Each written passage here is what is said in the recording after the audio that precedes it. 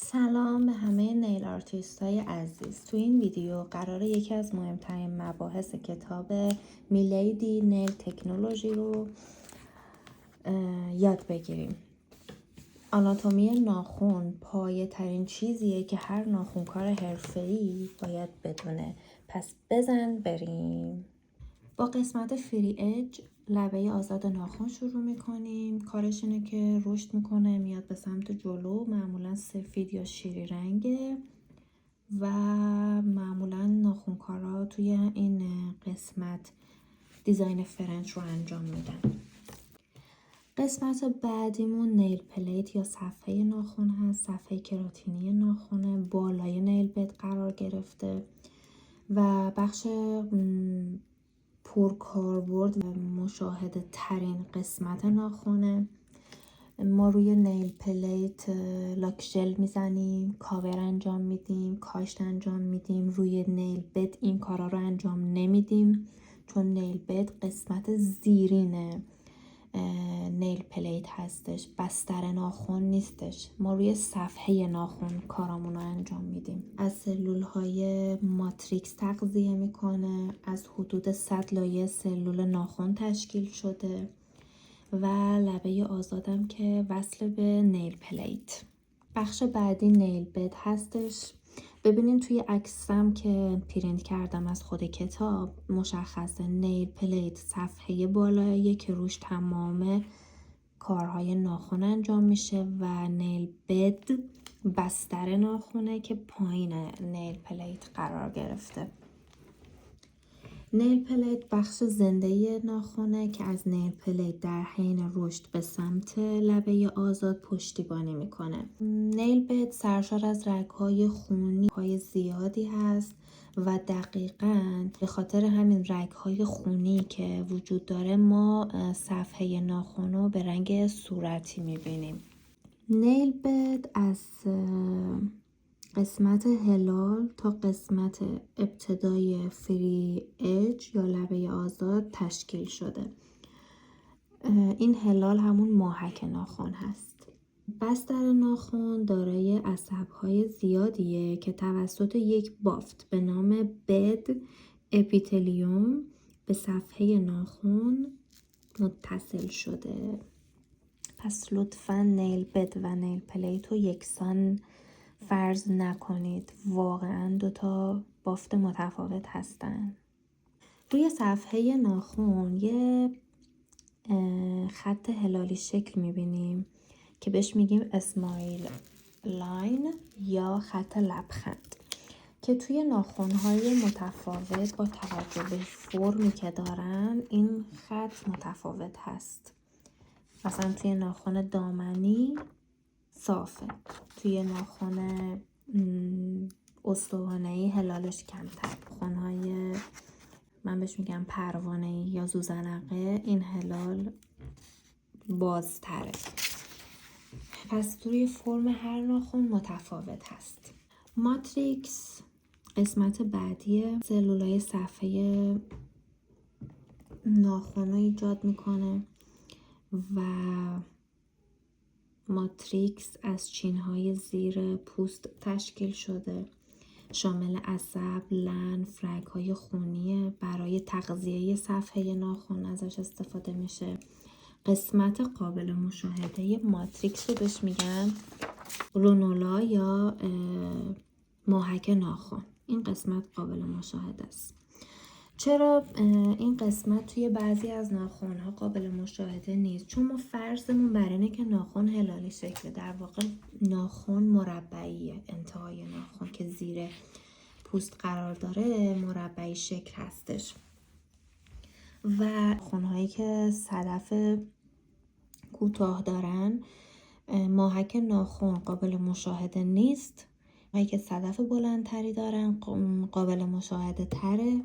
ناخن‌هایی که صدف کوتاه دارن معمولاً روی انگشت شستشون قابل مشاهده هست ماهک ناخن.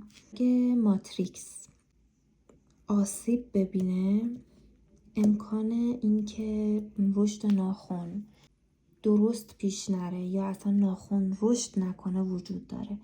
مثلا سلامت ناخن ضعیف باشه، یه بیماری بگیری که درمانش نکنیم، چون بیماری‌های ناخن خیلی شایع و رایجن، یا اختلالات ژنتیکی داشته باشه، یا اینکه مثلا در اثر بی‌احتیاطی دستتون انگشتتون لایه درگیر کنه، تو چرخ گوشت بره، باعث میشه که ماتریکس آسیب ببینه. و مثلا براتون پیش اومده دیدین که بعضی وقتا بستر ناخن جدا شده از گوشت ناخن، اینا در اثر آسیب به ماتریکس هست. قسمت اصلی که خیلی از ناخنکارا باش کار دارن قسمت کوتیکول ناخن هست، ایپونکیوم یا همون کوتیکول اینطوریه که ما یه محدوده‌ای برای برشش داریم. من یه ساعت فرضی در نظر گرفتم 12-10-2. برای برش میایم از 10 تا 2 رو برش میدیم. این بافت مرده است، کوتیکول یه بافت مرده است و چسبندگی خیلی زیادی به صفحه ناخن داره. چرا اینقدر چسبنده است؟ چون وظیفش آببندی فضای بین صفحه ناخن و بافت زنده بالایی پوسته که بهش میگن پریونکیوم. این قسمت زنده است، نزدیک به ماتریکس قرار گرفته، محافظت از ماتریکس رو بر عهده داره که ماتریکس آسیب نبینه. آسیب مثلا در اثر فشار بالای دست، آسیب در اثر فرز مانیکور، آسیب در اثر برش نادرست کوتیکول. محافظت میکنه از ماتریکس در برابر این چیزا و ترجیحاً باید سعی کنیم خونریزی نکنه، چون باعث عفونت میشه و همون قسمت ماتریکس توضیح دادم که اگه آسیب وارد شه چه اتفاقاتی میفته. چون چسبندگی کوتیکول زیاده، ما به خاطر اینکه بتونیم راحت مانیکور روسی رو انجام بدیم، خیلی ها میان از کوتیکول ریموور استفاده میکنن که باید حتما دقت کنید که واقعا کوتیکول ریموور باشه. و خیلی ها هستن خیلی آروم با پوشر چوبی این پوست هایی که چسبیدن رو به آرومی میدن بالا که برای آسیب نبینه، اذیت نشه. چیز دیگه در مورد پریونکیوم اینه که خیلی از ناخنکارا فکر میکنن که باید لاکچه رو از این ناحیه بزنیم، در صورتی که اگه توی این عکس دقت کنیم این قسمت پوست هست و اگه لاکچه رو از اینجا بزنیم باعث میشه که یووی ما این قسمت رو خشک نکنه، چون یه لایه پوست بالاش قرار گرفته.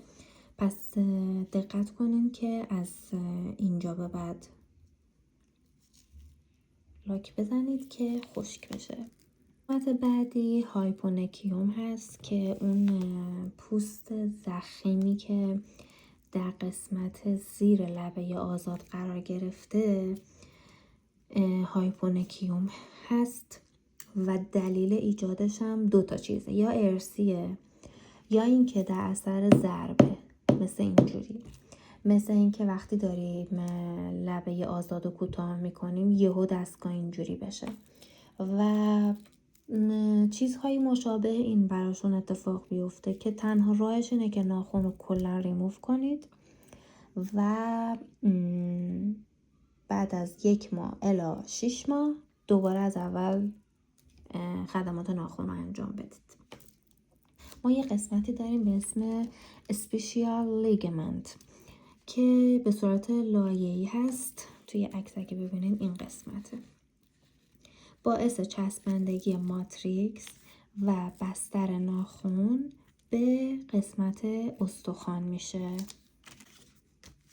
قسمت بعدی نیل فولد هست، چین‌ها و شیارهای روی پوست و در کنار ناخن رو شامل میشه.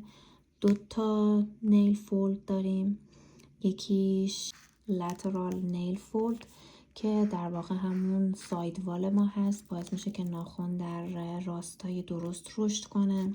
ولی یه نکته رو بهتون در این مورد بگم، اگه قسمت ساید وال ناخن، حالا بیشتر توی شست پا این اتفاق میفته، آسیب ببینه، باعث میشه که ناخن به سمت گوشت رشد کنه و ایجاد اینگرون ناخن میکنه، اینگرون نیل، که خیلی دردناکه.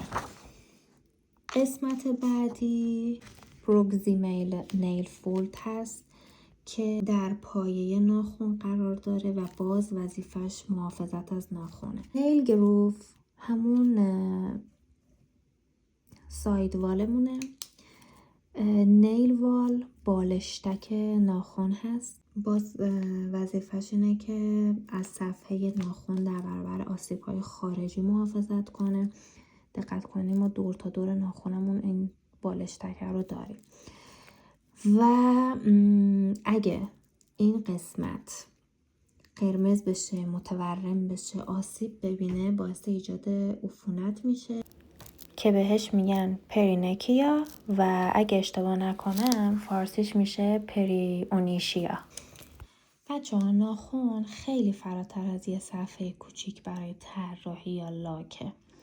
ساختار دقیقی داره که واقعا باید بهش احترام بذاریم، چون آسیب به یک قسمتش باعث میشه که حدوداً 1 سال درگیر ترمیم ناخنمون باشیم. اگه دوست دارید ادامه آموزش‌های تخصصی رو بر اساس کتاب میلیدی براتون بذارم، حتما کانالمو سابسکرایب کنید. لایک یادتون نره.